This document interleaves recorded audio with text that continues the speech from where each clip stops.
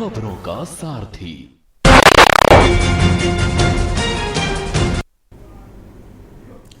नमस्कार, मैं दुर्गेंद्र चौहान। शायद इतनी फिक्र भारतीय जनता पार्टी को नहीं होगी जितनी इस देश के इलेक्ट्रॉनिक मीडिया यानी टीवी वालों को है कि इंडिया वाले गठबंधन में कितने प्रधानमंत्री के चेहरे हैं। अरे भाई, अगर मेरी पार्टी का कोई सुप्रीम नेता है और मुझसे अगर कोई पूछेगा कि प्रधानमंत्री का कैंडिडेट कौन हो सकता है, तो जाहिर सी बात है हम अपने नेता का नाम लेंगे। ये तो नहीं कह देंगे कि अगर हम समाजवादी पार्टी के नेता हैं तो राहुल गांधी को अपना नेता और प्रधानमंत्री पद का उम्मीदवार तो नहीं बता देंगे। 2-3 दिनों से राष्ट्रीय मीडिया जिसे हम कहते हैं, पता नहीं कितना राष्ट्रीय वो है, लेकिन कहे राष्ट्रीय मीडिया कहा जाता है, उसमें इस तरह का परसेप्शन बनाने की कोशिश चल रही है कि जो इंडिया वाला गठबंधन है, जिसकी बैठक 31 अगस्त और 1 सितंबर को मुंबई में है और बैठक के लिए ममता बनर्जी से लेकर लालू प्रसाद यादव तक बहुत सारे नेता रात तक मुंबई पहुंच चुके हैं और अपने अपने लोगों से वहां मिल रहे हैं। कुछ ममता बनर्जी तो अमिताभ बच्चन के बंगले गई, उनके परिवार से मिली और राखी भी बंधवाई। वो तस्वीरें भी मीडिया में आ चुकी हैं। अखिलेश यादव भी पहुंच गए हैं, ममता बनर्जी पहुंच गई हैं, कल सोनिया गांधी, राहुल गांधी, मल्लिकार्जुन खड़गे भी पहुंचेंगे, केजरीवाल भी पहुंच रहे हैं। तो कुल मिलाकर जिस तरीके से आज परसेप्शन बनाया गया, और मैं देख रहा था टीवी चैनलों को कि तकरीबन 4-5 घंटे से एक ही खबर को शीर्षक बदल बदल कर 1-1 घंटे के प्रोग्राम एंकर लेकर बैठे हुए थे। मकसद यही था साबित करना कि इंडिया वाले गठबंधन में प्रधानमंत्री को लेकर बहुत सिर फुटौल है। दूसरी बड़ी खबर ये मीडिया में सुर्खियों में रही, चाहे वो राष्ट्रीय मीडिया हो, चाहे कुछ क्षेत्रीय मीडिया के चैनल हो, वो इस रूप में लेते रहे कि प्रधानमंत्री जी महंगाई कम करने को लेकर बहुत सकारात्मक दृष्टिकोण अपना रहे हैं और बहुत प्रयास कर रहे हैं। अच्छी बात है अगर किसी देश की खुदरा महंगाई दर 38% से पार कर जाए, वो भी जुलाई के महीने में, तो चिंता तो उस देश के प्रधानमंत्री को होनी चाहिए और एफर्ट उसी देश का प्रधानमंत्री करेगा। तमाम मीडिया वाले पाकिस्तान पर छाती पीटते रहते हैं कि वहाँ बड़ी महंगाई आ गई, वहाँ बिजली का बड़ा संकट है। अपने देश की महंगाई इन्हें दिखती नहीं है। पाकिस्तान और हिंदू मुसलमान दिखाकर ये टीआरपी हासिल कर लेते हैं, लेकिन अपने देश की, अपने गांव जवार की समस्याएं इन्हें दिखती नहीं है। जाहिर सी बात है कि इसको लेकर जो इंडिया वाला गठबंधन है, उसके नेता तंज भी कसते रहे हैं और एक तरीके से भाजपा के साथ वो मीडिया को भी निशाना बनाते रहे हैं। सवाल बहुत सारे हैं। जब इंडिया वाला गठबंधन है, अब उसमें 28 दल हो गए हैं, 26 से बढ़कर, अलग विचारधाराएं हैं, अलग लोग हैं, तो जाहिर सी बात है बातें भी अलग होंगी। लेकिन बैठक तो होने दीजिए जनाब। इससे एक बात तो तय है कि भले ही इंडिया का गठबंधन टीवी चैनलों की डिबेट और उनके परसेप्शन से ना टूटे, लेकिन पब्लिक में एक परसेप्शन तो जरूर बनता है जिसका ठेका ये चैनल और मीडिया वाले लेते हैं परसेप्शन बनाने का, वो चाहे इस ओर का चाहे उस ओर का। एक मसला ये हो गया है, अब इंडिया वाले गठबंधन के सामने चुनौती है कि वो अपना नेता चुने, अपना झंडा तय करे, अपना कॉमन मिनिमम प्रोग्राम तय करे और भारतीय जनता पार्टी के से मुकाबले के लिए तैयार हो जाए। 2024 का रण है। इसी के साथ ही जो विधानसभा चुनाव हुए राज्यों में, 5 राज्यों में, उनको लेकर भी दल बहुत सक्रिय नजर आ रहे हैं और भारतीय जनता पार्टी की सरकारों ने खजाने खोल दिए हैं, झोला भर के रेवड़ियां बांटी हैं। जबकि प्रधानमंत्री ने कहा था कि अगर इसी तरह रेवड़ियां बढ़ती रही तो अर्थव्यवस्था का सत्यानाश हो जाएगा। अब वही विपक्षी दल सवाल उठा रहे हैं कि भाई आप ये क्या बांट रहे हो। बड़ा सवाल ये उठता है कि क्या जो राशन वाला दांव था, क्या उससे बीजेपी को लग रहा है कि 2024 में उसका शासन नहीं आ पाएगा, इसलिए रेवड़ियों का भी इस्तेमाल किया जा रहा है।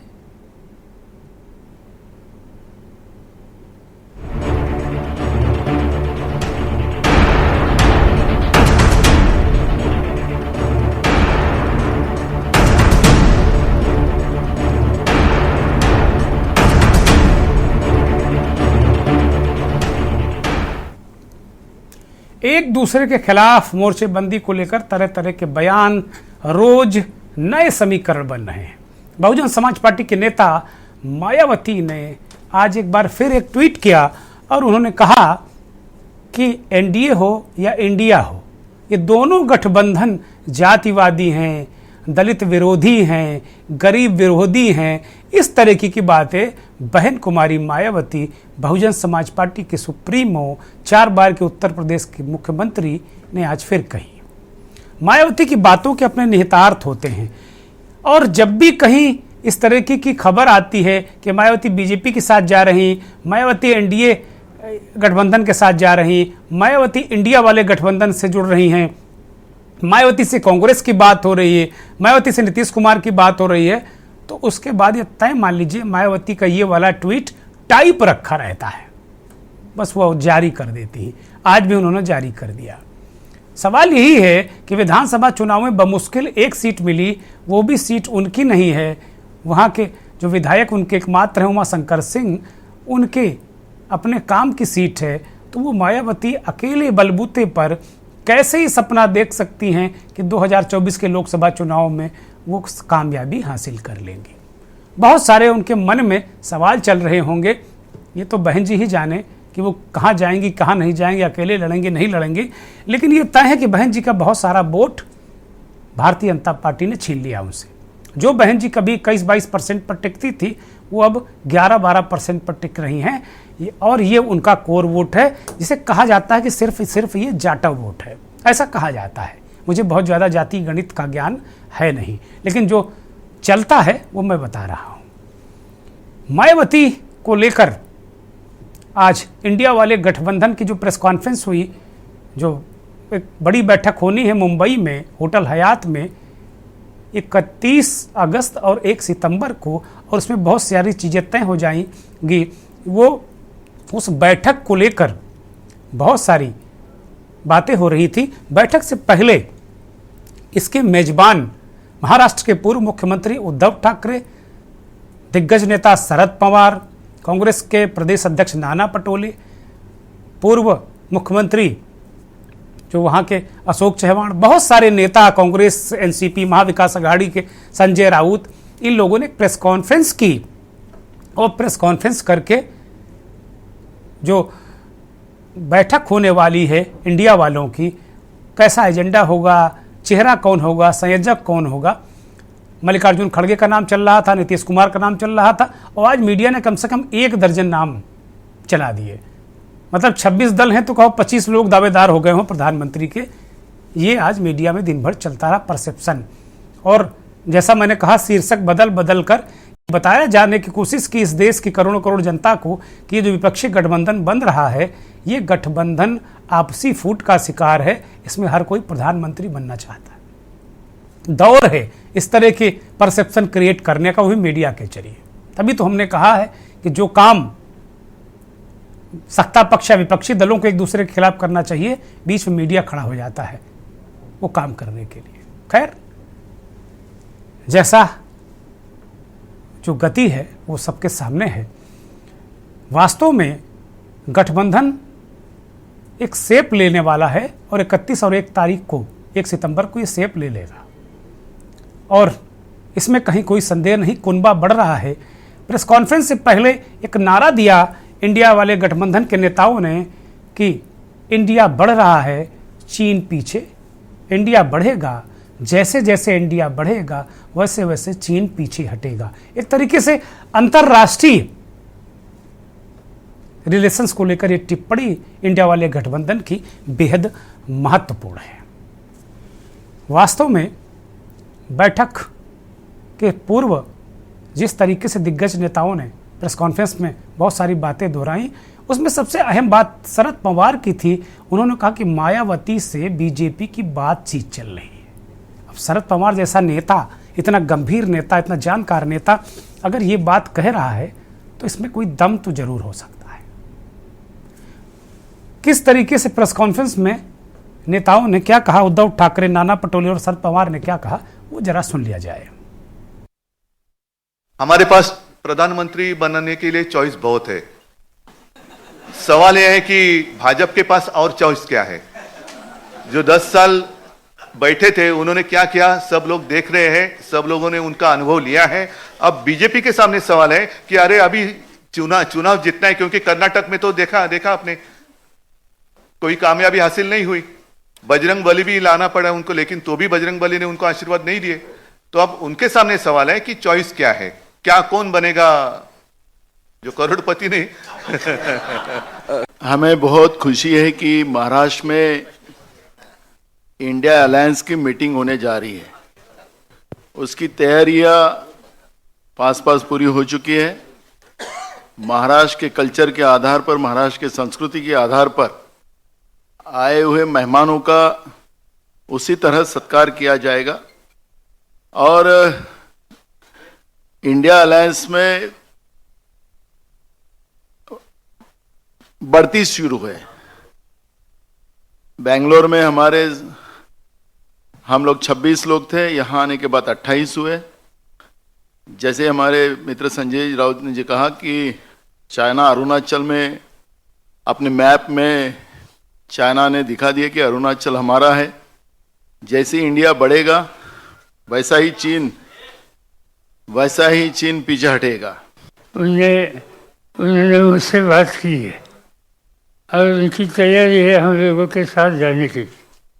तो ये कोई अकेला इस पर डिसीजन ले नहीं सकता। इस पर कांग्रेस के साथ बात करनी होगी, उद्धव जी के नेतृत्व वाली शिवसेना के साथ बातचीत करनी होगी और इस पर कलेक्टिव डिसीजन होगा। जब तक कलेक्टिव डिसीजन होता नहीं तब तक इन लोगों का जो सुझाव है इसका स्वीकार करना हमें मुश्किल है। बात अभी तक हुई नहीं, मगर अकाली दल की इनकी एक भावना है कि इसमें साथ जा सकते हैं तो हम सोच सकते हैं, मगर इतना वो आसान नहीं है क्योंकि हमारे साथ केजरीवाल है, पंजाब की हुकूमत उनके हाथ में है, कांग्रेस पार्टी की वहाँ नीति अलग है और इसलिए हम जिससे हमारे डिफरेंसेस बढ़ेंगे ऐसा काम कुछ नहीं करेंगे। अकाली और इंडियन नेशनल लोक दल, ये कहा जा रहा था कि ओम प्रकाश चौटाला की पार्टी और सुखबीर बादल की पार्टी। अब चूंकि बड़े बादल अब मरहूम हो चुके हैं, इस दुनिया में नहीं है प्रकाश सिंह बादल, तो अब पूरी तरीके से कमान सुखबीर बादल के हाथ में है। शिरोमणि अकाली दल, ये कहा जा रहा था कि ये दो दल शामिल हो जाएंगे और ये भी कयास लगाए जा रहे थे कि जो 26 से संख्या 28 हुई शायद ये दो दल हों। लेकिन शरद पवार ने साफ किया कि चूंकि पंजाब में हुकूमत केजरीवाल की है, वो केजरीवाल उनके गठबंधन में है, कांग्रेस पार्टी की पंजाब में अकाली को लेकर अलग रणनीति है। अच्छा होता कि अकाली भी साथ आता तो डिफरेंस लंबा होता जीत का, लेकिन ये बड़ा मुश्किल है और इस पर निर्णय सबको करना होगा। दिन भर से जो आज परसेप्शन मीडिया में और ख़ासतौर पर टेलीविज़न पर बनाया जा रहा था कि भाई इंडिया वाले गठबंधन में प्रधानमंत्री पद के बहुत सारे दावेदार हैं, बड़ी फूट है, बड़ी छीछा लेदर है, खींचतान मची हुई है, उसका जवाब उद्धव ठाकरे ने दे दिया। वो कह रहे हाँ, हमारे पास ऐसे बहुत सारे योग्य कैंडिडेट हैं जो प्रधानमंत्री बनना चाहते हैं या बनने के इच्छुक हैं, लेकिन बीजेपी में मोदी के बाद कौन है बताओ भाई। 10 साल अगर वो उनका चेहरा डेंट हो गया चुनाव में या लगने लगा कि डेंट हो जाएगा तो फिर क्या करोगे। ये सवाल उन्होंने आज उल्टा पूछ लिया है। मायावती को लेकर शरद पवार ने जो टिप्पणी की, अकाली दल को लेकर जो टिप्पणी की, बहुत सारे प्रश्न हैं। आज मंथन में हम जो बात करने वाले हैं इंडिया वाले गठबंधन की, जो लगातार इंडिया वाले गठबंधन के नेता कल से कह रहे हैं कि उनके दबाव के कारण प्रधानमंत्री की जो कैबिनेट है मोदी की, उसको ये निर्णय लेना पड़ा कि देश के हर व्यक्ति को 200 रुपये LPG सस्ती दी जाए, उज्ज्वला वालों को कुछ 400 रुपये सस्ती दी जाए, इसका दबाव बना है। ऑलरेडी पहले से ही केंद्र सरकार 80 करोड़ लोगों का पालन पोषण कर रही है, उनको राशन दे रही है। तो क्या ये जो राशन है 24 में मोदी का शासन वापस लाने के लिए क्या नाकाफ़ी है? इसलिए इस तरह की चीज़ें की जा रही। और अगर ये मैं देख रहा था तमाम मीडिया जो माध्यम हैं वो कह रहे थे कि प्रधानमंत्री महंगाई से राहत दे रहे हैं, तो मैं बहुत विनम्रता से अपने साथियों से कहूँगा कि भाई बीजेपी और सरकार के लोगों ने कभी स्वीकार ही नहीं किया कि इस देश में महंगाई भी है, तो राहत किस बात की राहत? लेकिन अच्छी बात है, अगर 1 रुपया भी घटता है तो हम सबको राहत मिलती है, अच्छी बात है। लेकिन ना तो ये तोहफा है ना इमदाद है। 509 रुपये गैस सिलेंडर में बढ़ाए गए कुछ महीनों के अंतराल में और 200 रुपये कम किए गए, तो ये कतई राहत और तोहफा तो है ही नहीं रक्षाबंधन का। ये ऐसा परसेप्शन बनाया जा रहा है कि बहनों को रक्षाबंधन का उपहार है। बहुत सारे लोगों से हमने बात की, तमाम लोगों से हमने बात भी करवाई, वो कह रहे हैं ठीक है दे दिया आपने, लेकिन 500 रुपये हमारी जेब से निकाल कर 200 वापस करना। आप समझ सकते हैं तोहफा है, इमदाद है, क्या है? ये लोग सवाल उठा रहे हैं। तो क्या क्या रेमड़ी पॉलिटिक्स में बीजेपी को एंट्री क्यों करनी पड़ी, बीजेपी क्यों कूदी, ये बड़ा सवाल है। आप देख लीजिए कि जिस तरीके से नरेंद्र मोदी ने पिछले दिनों कहा था कि भाई फ्री ब्रिज है, केजरीवाल ने इस पॉलिटिक्स की भारत में शुरुआत की, उसके बाद कांग्रेस पार्टी चल पड़ी। कर्नाटक हो, हिमाचल प्रदेश हो, जहां भी वो गए मुफ्त बिजली, 500 रुपये का सिलेंडर, इस तरीके की बातें की, ओल्ड पेंशन स्कीम की बातें की। 2 राज्यों में सरकार उनकी आ गई, उन्होंने छीन लिया बीजेपी से 2 राज्य। मध्य प्रदेश में भी वो कह रहे हैं 500 रुपये का सिलेंडर, सारे वो फ्री ब्रिज का ऐलान कर रहे हैं जो कर्नाटक में। वही हाल राजस्थान में उन्होंने कर रखा है, महंगाई राहत कैंप लगाकर लोगों को सस्ते सिलेंडर 500 रुपये का सिलेंडर दिया है, और 200 रुपये घट जाने के बाद तो वहाँ सिलेंडर और भी सस्ता हो जाएगा। तो इन सब चीज़ों से पार पाने के लिए क्या बीजेपी का जो नेतृत्व है, उनकी सरकारें हैं, उनको इस मामले में कूदना पड़ा? तो 2 बातें कैसे हो सकती हैं, एक तरफ फ्री ब्रिज का विरोध और दूसरी तरफ वही काम। अब ये बीजेपी के लोग ये कह सकते हैं कि भाई जो हम कर रहे हैं वो एक नीति बनाकर कर रहे हैं, लोक कल्याण है, और दूसरे लोग जो कर रहे हैं वो मुफ्त की रेवड़ियाँ हैं। हमारे साथ एक मेहमानों का पैनल जुड़ा हुआ है, विद्वज्जन है, राष्ट्रीय स्तर पर तमाम चीज़ों को बहुत अच्छी तरीके से विश्लेषण करने वाले, समझने वाले राजनीतिक विश्लेषक बिलाल सब्जवारी साहब हमारे साथ जुड़े हैं। बिलाल भाई बहुत स्वागत, बहुत धन्यवाद, बहुत आभार। बिलाल भाई दिल्ली से जुड़े हैं, अपनी बहुत ही ओजस्वी और तेजस्वी वाणी से तमाम तरीके के अद्भुत विश्लेषण करने वाले सुशील दुबे वरिष्ठ पत्रकार विश्लेषक लखनऊ से जुड़े हैं। दुबे जी बहुत स्वागत, बहुत धन्यवाद, बहुत आभार। कांग्रेस के वरिष्ठ नेता अरुण सिंह सिसोदिया छत्तीसगढ़ से जुड़े हैं। सिसोदिया साहब बहुत स्वागत, बहुत धन्यवाद, बहुत आभार आपका। मुकेश यादव बिहार की क्रांतिकारी जमीन चंपारण से हमारे साथ जुड़े हैं।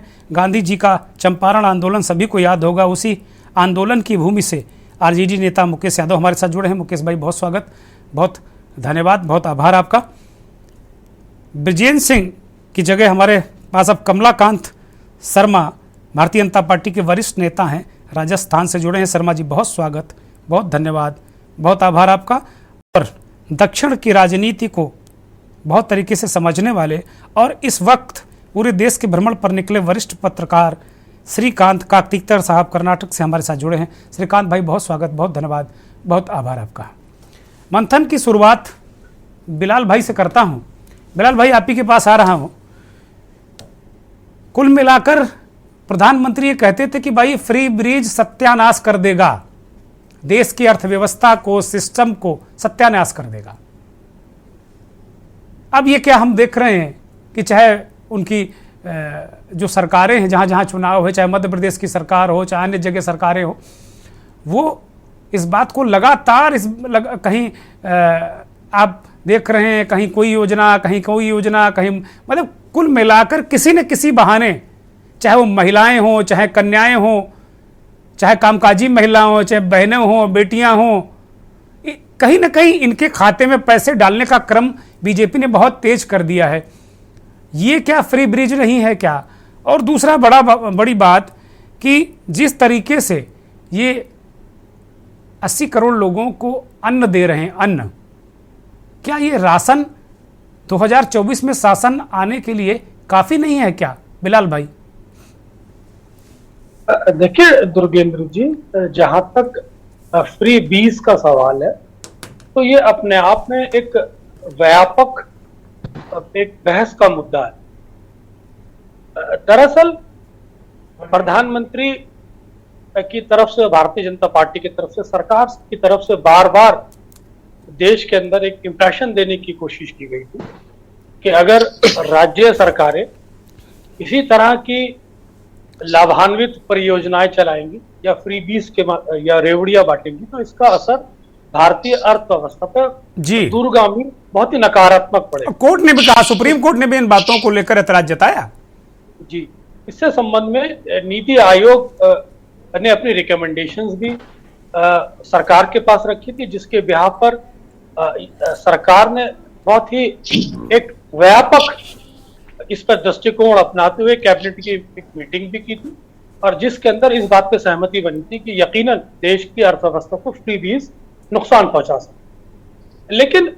लेकिन ये वास्तविकता है कि राजनीति के अंदर जब आप एक डिलीवरी मैकेनिज्म को और जो आपके ऊपर जो बाध्यकारी चीजें होती हैं, सरकार चलाने की जो जिम्मेदारियां होती है, विकास की जो जिम्मेदारियां होती है, अर्थव्यवस्था को विकसित करने की जिम्मेदारी होती है, ग्रोथ रेट को विकसित करने की जिम्मेदारी होती है और साथ ही साथ अर्थव्यवस्था के वो सारे पैरामीटर्स जो ग्रोथ इंजन को बढ़ावा देते हैं, सिर्फ यहाँ जीडीपी से मुराद नहीं है, उस ग्रोथ इंजन से मुराद है जहाँ इन्वेस्टमेंट भी देश के अंदर आए, साथ ही साथ यहाँ पर कामकाज भी लोगों को मिले, रोजगार की संभावनाएं भी बने।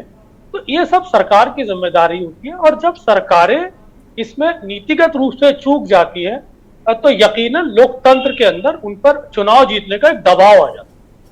तो उस समय ये सब फ्री बीज की टेक्निक्स अपनाई जाती है क्योंकि सरकारें अगर गंभीरता से समय पर और जो समय उनको दिया गया है लोकतंत्र के अंदर जनता ने उसका सदुपयोग करके वास्तव में अपनी जिम्मेदारियों को समझते हुए सरकार का संचालन करती, नीतिगत फैसले सही लेती, कोई गलतियां अर्थव्यवस्था के पार्ट पर नहीं करती, तो आज ये दिन देखने को नहीं मिलता। आज चुनाव बहुत करीब है, सरकार पर दबाव है यकीन, और उसे जनता के बीच में जाना है। अब सवाल ये होता है कि जहां पर 300 रुपए किलो टमाटर बिक गया है, जहां पर पूरे देश के ऊपर 1,55,000 करोड़ बिलियन डॉलर का कर्जा हो, जहां हर राज्य कोई 7 लाख, कोई 5 लाख, कोई 4.5 लाख करोड़ के कर्ज में डूबा हुआ हो, ऐसे में आप किस तरह से अर्थव्यवस्था को 5 ट्रिलियन डॉलर इकोनॉमी की बात करते हैं? और अगर 5 ट्रिलियन डॉलर इकोनॉमी आपकी है तो फिर इसका रिफ्लेक्शन आम जनता पे ग्राउंड लेवल पे क्यों रिफ्लेक्ट नहीं होता? क्यों देश के अंदर बेरोजगारी है, केंद्रीय स्तर पे ही 10 लाख नौकरियां खाली पड़ी हैं, और इसको अगर आप total through the country state level पे भी देखें तो 90 लाख नौकरियां स्टेट एंड सेंट्रल लेवल पे खाली पड़ी हैं। देश के अंदर महंगाई का आलम आप जानते ही हैं, गरीब आदमी की कमर टूट गई है। पिछले 1 साल के अंदर ही तकरीबन 5 या 7 करोड़ लोग गरीबी रेखा में आके टिक गए हैं। तो ऐसे में आप जब चुनाव में जाते हैं तो आपके पास दिखाने को विकास के नाम पर क्या होता है? विकास, आप अगर ग्रोथ रेट को समझते हैं तो वो तो एक हवाई और किताबी बातें हैं, लेकिन जब वो जनता पे ट्रांसलेट होने की बात आती है तो वहां सरकारों के पास मुंह छिपाने के लिए कुछ बचता नहीं है, तो मजबूरी होती है, उन पर दबाव इतना होता है चुनाव जीतने का। तो ये सब चीजें अपनाई जाती हैं और ये सभी सरकारें करती हैं, भारतीय जनता पार्टी भी कर रही है। लेकिन अंतर सिर्फ इतना है, जो बड़े बड़े विकास के दावे करती हैं उनको अगर ये करना पड़ता है तो फिर विकास के मॉडल पर सवाल तो खड़ा ही होता है।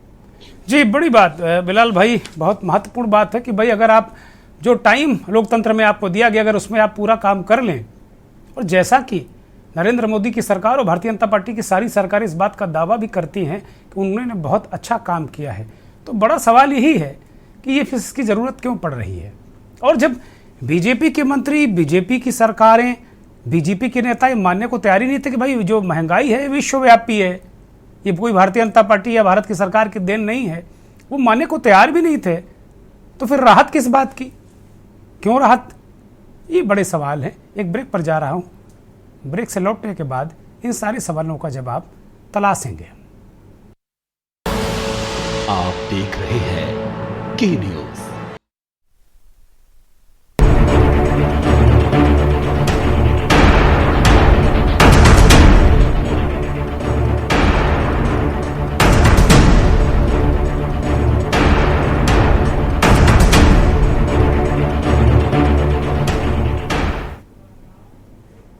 ब्रेक से वापस आ गए हैं और सीधे सुशील दुबे का रुख करेंगे। वरिष्ठ पत्रकार लखनऊ से हमारे साथ जुड़े हैं, उत्तर प्रदेश की राजधानी। सुशील जी, अभी तक तो ये बात हो रही थी, शायद ही कोई भारतीय जनता पार्टी का नेता ऐसा रहा जो कहता हो भाई महंगाई कहाँ है, ये तो विश्वव्यापी है, महंगाई सार्वभौम है, पूरे विश्व में है।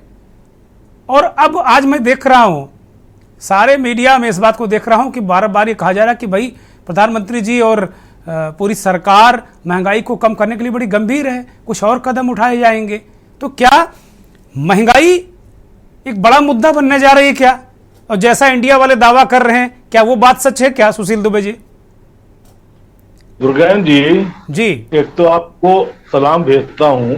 अभी आपने प्रोमो में जो डायलॉग बाजी की है, शुद्ध पत्रकारिता का जो आपने एंकर का रूप दिखाया है, चाहे पत्रकारों को आपने भाव दिखा दिया हो आईना, और चाहे नेताओं को आईना दिखा दिया, कितना अच्छा बोला है आपने। मैंने पूरा एक आपके शब्द बड़े तगड़े थे जो अपील कर रहे थे, इसलिए मैं आपको पुनः जो है बधाई देता हूं कि ईश्वर हमारे के न्यूज को ऐसे ही बनाए रहे।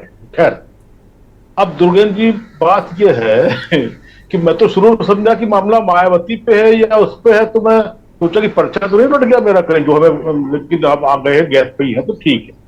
तो थोड़ा बहुत मैं आपको बता दूं कि देखिए, अब इसमें तो सबसे ज्यादा खुश होना चाहिए स्मृति ईरानी को, अमेठी ईरानी को। क्या बात है, इस देश की इस समय वो हीरोइन है या उस देश की आइडियल है या इस देश की आइकॉन है कि उनके चलते इस देश में 200 रुपए, बताइए गजब हो गया। 35 करोड़ का वो कौन सा बना है, संसद भवन बना है, उसके और वो 8 करोड़ के जहाज की जगह हम 200 रुपए पर सिलेंडर पे इतने लहालोट हैं। अरे भाई साहब, काहे के डर, किस बात का डर? जब को डरना चाहिए, बीजेपी क्यों डर रही है, नेता क्यों डर रहे हैं, विपक्ष के लोग, ये पक्ष के लोग क्यों डर रहे हैं? अरे डरना चाहिए, ट्रंप को डरना चाहिए। जब हमारे देश के प्रधानमंत्री जी ने पूरे विश्व में ऐसा माहौल बना रखा है कि विश्व का हर नेता उनके सामने नतमस्तक है। जब वो अमेरिका में जाके ट्रंप के बारे में बोल सकते हैं कि मैं ट्रंप को जिताने आया हूं, मैं ट्रंप को जिता रहा हूं, जब यूक्रेन का युद्ध बंद करने की बात कर सकते हैं, तो 200 रुपए ये सब ये माने क्या रखते हैं? ये सब तो बहुत छोटी बातें हैं। अब वर्ल्ड का जो लीडरशिप है वो चिंता करे इस बात के लिए कि 24 में मोदी जी कैसे नहीं आएंगे। उनका, क्योंकि इतना बड़ा लीडर वर्ल्ड का, वैश्विक लीडर मोदी से बड़ा कोई है नहीं, तो ये चिंता पूरे वर्ल्ड को करनी क्यों पड़ेगी? ये खाली भागवत को, गडकरी को, राजनाथ को, नड्डा को, दुर्गेन जी को, इन सबको नहीं करनी पड़ेगी ये। खैर, अब ऐसा पहले सिलेंडर था 1140 रुपए 50 पैसे का, 10 रुपए उस पर चले जाते थे, वो भैया जो आते थे सलाम करते थे, और अब हो गया है 940 रुपए, फिर 50 पैसे का है। 50-10 रुपए तो देने ही देने हैं। आप बताओ, 900, आज भी 400 का शानदार चैन से सिलेंडर मिल रहा था। देश का अर्थशास्त्री, वर्ल्ड का अर्थशास्त्री मनमोहन सिंह जी 400 को चैन से दे रहे थे। अरे 500 कर देते, दुर्गेन भाई के कहने पे आप 600 कर देते। ये 1200, 1300, 1500, पता नहीं क्या क्या करके फिर जुजलाओ, फिर सुपलाओ, फिर फलाओ, ये सब नाटक मंडली करने की जरूरत क्या पड़ती है इन जिम्मेदार लोगों को, उन लोगों को? आज मैंने 2 लोगों को सुना। सुब्रमण्यम स्वामी जी ने कहा, देश के बड़े, आप तो जानते हैं कितने बड़े वो हैं, उन्होंने कहा कि तमाम बातें कही, मोदी के लिए थोड़ा सा नेगेटिव बोल रहे थे, उन्होंने कहा कि देश की अर्थ, देखिए अब जरूर भाई एक बात और बता दें, अपने पैनलिस्ट को बता दूं, मैं ट्रिलियन इलियन मिलियन क्या होता है ये मैं नहीं जानता। मैं जानता हूं, जो अपने नौवा भैया के जाता हूं तो कहते हैं पंडित जी 20-10 रुपए का नोट देना, चाय पीनी। हम 10 से लेके बहुत हद तक जानते हैं, तो लखपति तक जानते हैं, करोड़ ट्रिलियन हमें शेयर कहाँ गया, रुपया कहाँ डूबा, यूरो कहाँ आया, क्या हुआ, इससे थोड़ा हम इस तरह बच के चलते हैं। अब बात ये आ रही है, आपको याद होगा, मुझे वो शब्द याद नहीं है, मुझे वो सन याद नहीं है, दुर्गेंद्र भाई, इंदिरा जी की कांग्रेस की बहुत बड़ी भोकाली सरकार को स्वर्गीय जयप्रकाश नारायण जी ने ध्वस्त कर दिया था।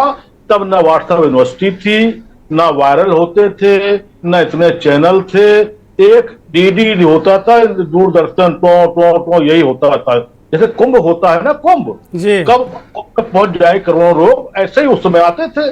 आप बताइए, जयप्रकाश नारायण जी की तो देन है कि लालू यादव, शरद पवार, शरद यादव, नीतीश कुमार, ये सब उन्हीं के वक्त उस समय के तो बच्चे थे। तो आप बताइए, वो तब इंदिरा जी ऐसे विश्व विख्यात को ध्वस्त कर दिया था, कुछ फर्क नहीं पड़ रहा। आपकी जो ये देखिए इंडिया देश पे बना है, आप यही मान लीजिए, मैं दुर्गेंद्र जी कितनी बार आप क्या बोल चुका हूं, पुनः आप क्या बोल रहा हूं, भले मेरे पास समय ज्यादा मिले ना मिले, मैंने अब डे वन से मैं बात कह रहा हूं, आप इसको आर्काइव में लिख लीजिए। पहला चुनाव हारी इंडिया मनमोहन सिंह 14 में, वो कोयला 2G 3G कानी मौजी रफेल और पता नहीं कौन कौन से मनमोहन सिंह है, वो हार गए।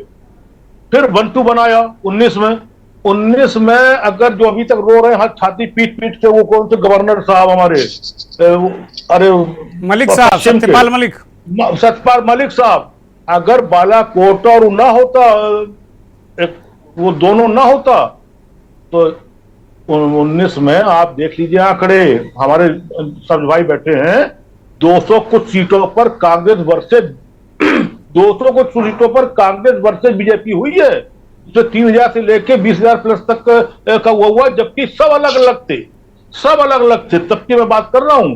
18 में इसी एमपी में, बहुत भोकाल में, बहुत वैश्विक लीडर में, इसी बीजेपी को हराया है कांग्रेस ने।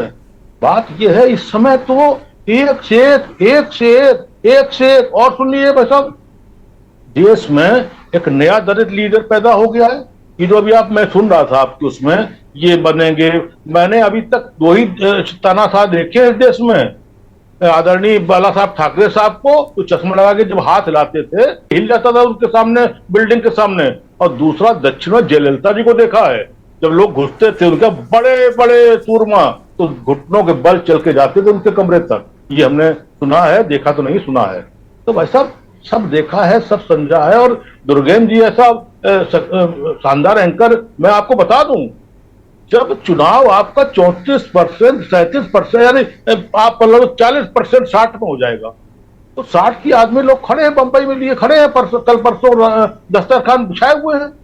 और वोट ऐसा होता है, अभी एक अभी घोसी का एक लफड़ा चल रहा है, एक बड़े नेता गए घोसी में, आपने सुना होगा, वो बाद में वही किसान कह रहा है कि भाई साहब मैं तो सपा को वोट दूंगा, इनको वोट दूंगा।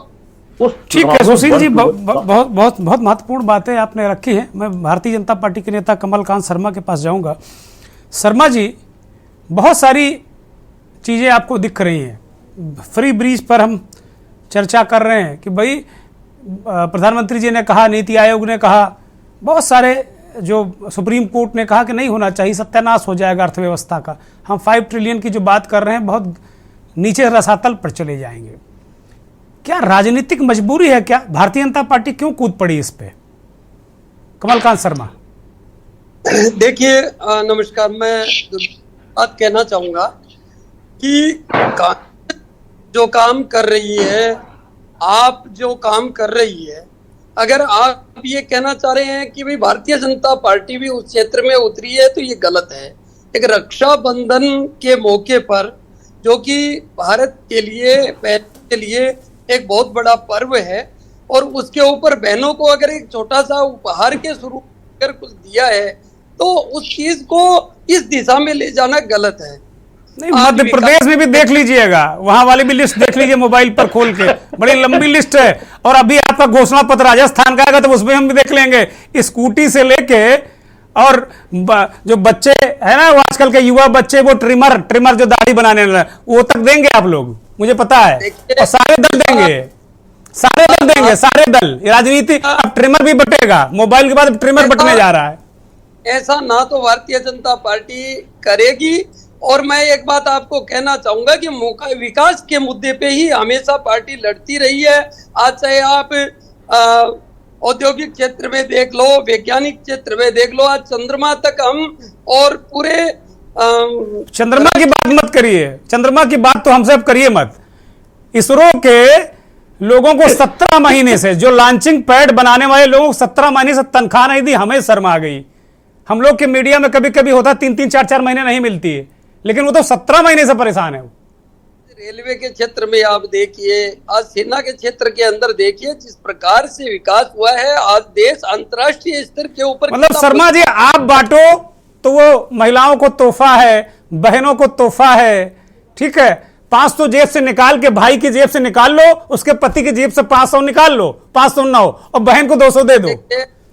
बड़े बुद्धिमान हो आप लोग भाई, गजब सारी बुद्धि आप ही लोगों के पास आ गई है। उसके पति की जेब से निकाल लो पहले 509 रुपया, और उसके बाद रक्षाबंधन के त्योहार पर सेंटिमेंटल इमोशनल रूप से ब्लैकमेल करो और कहो कि भैया 200 रुपया ये आपका है। क्या मतलब हुआ इसका? इस प्रकार से कांग्रेस राजस्थान के अंदर कर रही है, सबको पता है। सारे लोग, मैं किसी को छोड़ नहीं रहा हूं। कांग्रेस भी ट्रिमर बांटेगी, मैं बता रहा हूं आपको। अब देखना, युवाओं को ट्रिमर बांटेगी कांग्रेस भी, मोबाइल और लैपटॉप तो हो गया। लेकिन मैं एक बात कहूंगा, राजस्थान की जनता को जिस प्रकार से बेवकूफ बनाया जा रहा है, फ्यूल चार्ज बार बार में बढ़ा के और बिजली की 200 यूनिट मुफ्त देने का, और जो मतलब एक लॉलीपॉप जनता को दिखाया जा रहा है। आप लोग बिजली मुफ्त में नहीं दोगे घोषणा पत्र में? आप कहो के न्यूज पर कि हम कोई चीज मुफ्त में नहीं देंगे राजस्थान में। क्या आज ये कहने की स्थिति में है शर्मा जी आप कि जो आपका घोषणा पत्र, संकल्प पत्र जो आएगा, वो उसमें क्या कोई चीज मुफ्त में नहीं देंगे? फ्री ब्रिज उसमें नहीं होगा, वो फ्री ब्रिज फ्री होगा। क्या आप ये कहने की स्थिति में हैं आज? जी, संकल्प पत्र विकास के ऊपर आधारित होकर निश्चित रूप से उसमें स्कूटी कहां घुस जाती है शर्मा जी? विकास में स्कूटी कहां गई? स्कूटी आपने दी है, आपने तमाम संकल्प पत्र आपके उठा के देख लें, कहीं स्कूटी देंगे, कहीं ये देंगे। वही काम जो केजरीवाल ने किया, जो वही काम जो अब कांग्रेस कर रही, वही काम आप कर रहे हैं। और आप देखिए शिवराज चौहान को देखिए, अभी छत्तीसगढ़ से सिसोदिया जुड़े हुए हैं, उनसे बात करेंगे हम कि भाई उनके भी नेता इस तरह का काम कर रहे हैं। तो ये फैसला कौन करेगा कि अगर मोदी जी दे तो तोहफा है, सेंटिमेंटल जुड़ा हुआ मामला है, और अगर वास्तव में अगर कोई विपक्षी सरकार दे दे तो भैया वो लुटाए दे रहे हैं खजाना। ये दोहरा मापदंड कैसे चलेगा भाई शर्मा जी? देखिए, दोहरा मापदंड आप बिल्कुल सही करें, लेकिन भारतीय जनता पार्टी सोच के साथ चलती ही नहीं है। भारतीय जनता पार्टी की सोच सिर्फ विकास होता है। और आज जिस प्रकार से राजस्थान पिछले 5 वर्षों के अंदर बुरी तरह से पिछड़ चुका है, हर क्षेत्र में पिछड़ चुका है, चाहे अपराध हो तो अपराध में भारत में पहले नंबर पे पहुंच चुका है, या फिर आज युवाओं के साथ जिस प्रकार से धोखाधड़ी, किसानों के साथ धोखाधड़ी, भारतीय जनता पार्टी इन सबको उभारने का काम करेगी और विकास को ही मुद्दा बनाकर। ये बता दो शर्मा जी, महंगाई के चक्कर में दबाव में आ गए आप लोग क्या? क्योंकि आप लोगों को महंगाई तो कहीं दिख नहीं रही थी। कोई कह रहा था भैया, किसी से टमाटर पे सवाल पूछ लिया तो पता चला एंकर के ही कपड़े उतार दिए। कहीं पता चला किसी ने कहा प्याज आप खाते हो, कहा मैं प्याज खाता ही नहीं हूं। तो महंगाई तो आप लोगों को बहुत बुरी लगती, फिर राहत देने का कहां से आइडिया आ गया भारतीय जनता पार्टी को? जनता बहुत समझदार हो गई है। रोज आपके चैनल के माध्यम से, अन्य समाचार पत्रों के माध्यम से, और जनता को पता रहता राष्ट्रीय स्तर के ऊपर और महंगाई क्या के ऊपर है। भारत देश ने तो जिस प्रकार से कोरोना काल के अंदर और लड़कर अपने आप को उबारा है, भारत तो बहुत आगे है उनसे। आज अंतर्राष्ट्रीय स्तर पे देखिए महंगाई की स्थिति। राष्ट्रीय पे बात करो, आप चंद्रयान पे बात करोगे, अभी आप विदेश में मोदी की छवि पे बात करो। हम आज केवल देश की बात कर रहे हैं, और हम अपने चैनल वालों से भी हाथ जोड़ के प्रार्थना कर रहे हैं कि पाकिस्तान, रूस और यूक्रेन का युद्ध दिखा के आप लोग जो जनता को मूर्ख बना रहे हैं, वो मत बनाना बंद कर दो भाई। अब कम से कम यहाँ के देश के मुद्दों को डिस्कस करो, भला होगा देश का। मैं जा रहा हूं अब कांग्रेस के नेता सिसोदिया, अरुण सिसोदिया हमारे साथ जुड़े हैं। अरुण जी, शर्मा जी ठीक है, आप लोग आरोप लगाते हैं कि भारतीय जनता पार्टी ऐसा करती है, लेकिन आपने भी कर्नाटक फ्री ब्रिज पर जीता, मध्य प्रदेश में लगातार आप फ्री ब्रिज की बात कर रहे हैं, भूपेश बघेल खजाना लुटाए दे रहे हैं, हालत खराब है। देखिए, तनख्वाह देने के पैसे नहीं सरकारों के पास, ऐसा भारतीय जनता पार्टी के लोग कहते हैं कि जो कांग्रेस शासित राज्यों की सरकारें या विपक्ष की सरकारें हैं, तनख्वाह देने के पैसे नहीं है, लेकिन फ्री ब्रिज बांटोगे क्योंकि सत्ता में आना है।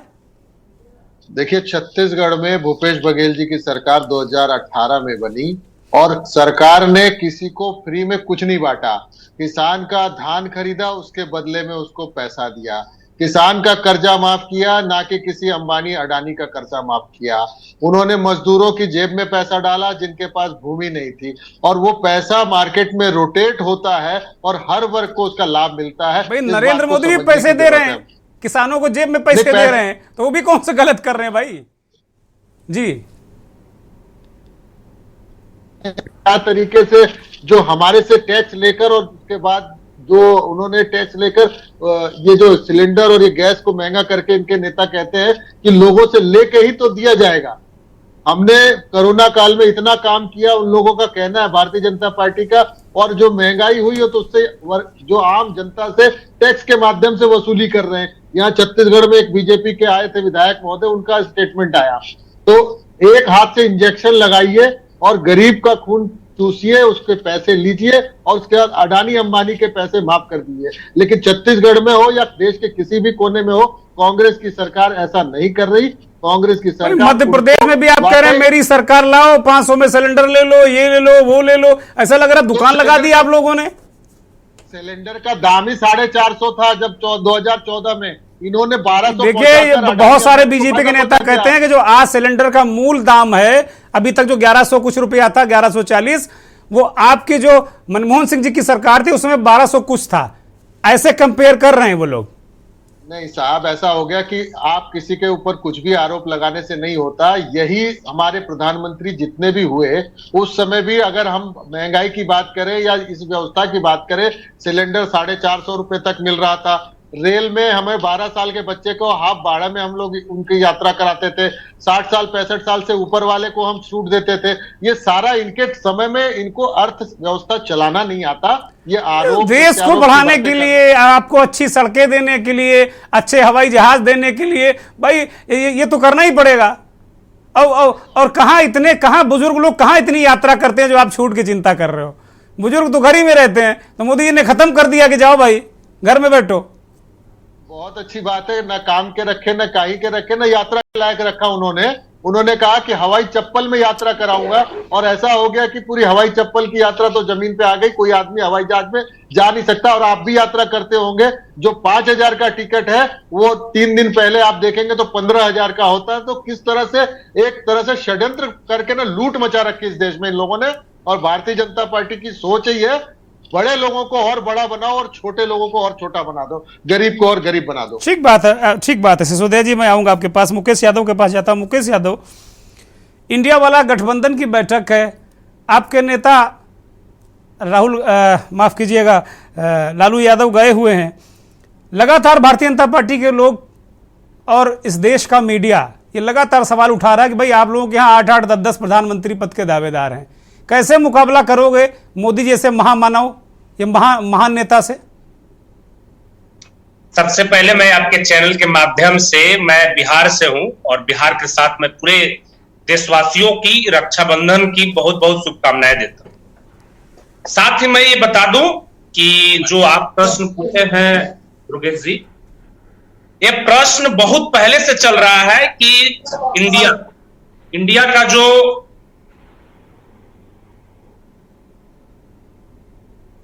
हेलो, हाँ बोलिए। इंडिया का जो है वो नेता कौन होगा, इंडिया का नेता कौन होगा ये महत्वपूर्ण नहीं है। इंडिया बचे, हमारा हिंदुस्तान बचे, फिर हम नेता चुनते रहेंगे। हमारा नेता, हमारे जो गठबंधन है, उस गठबंधन में एक से बढ़कर एक नेता है।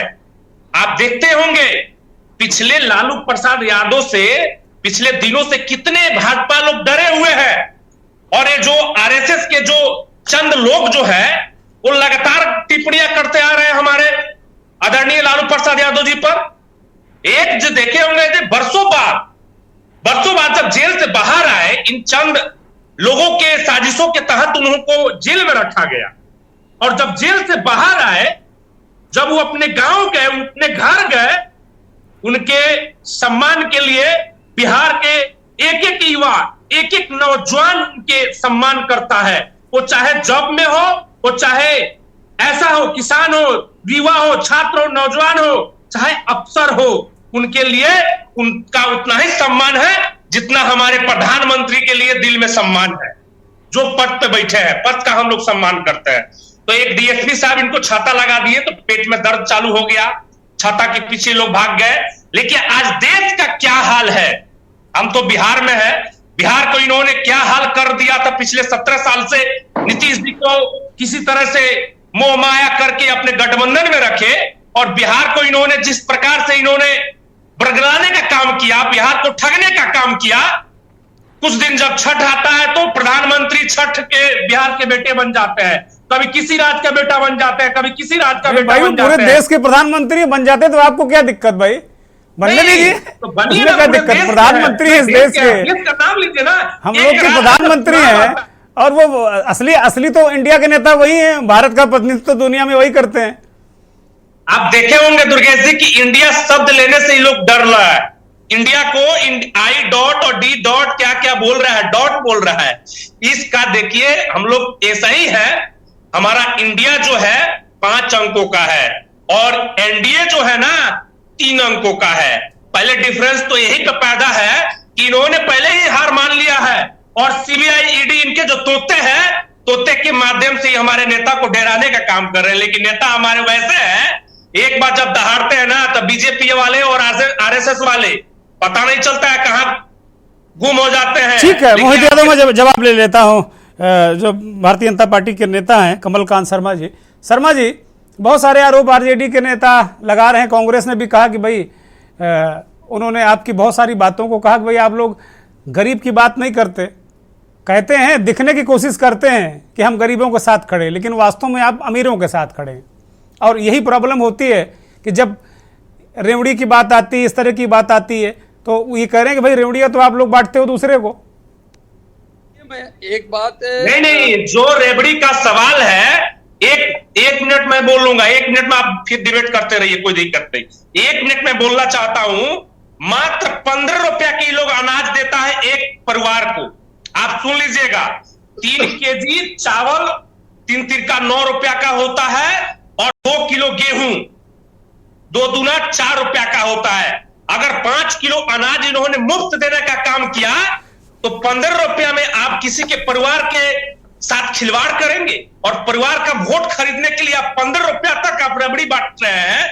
तो आप करे तो रामलीला, दूसरा करे तो कैरेक्टर ढीला। नहीं, अरे भाई ये भोजन अगर किसी को उपलब्ध कराएं तो अच्छा काम है। शर्मा जी बोलिए, शर्मा जी बोलिए। बोलिए ना, उसका कितना आ रहा है? ठीक है मुकेश यादव, ठीक है आपकी बात आ गई। शर्मा जी बोलिए।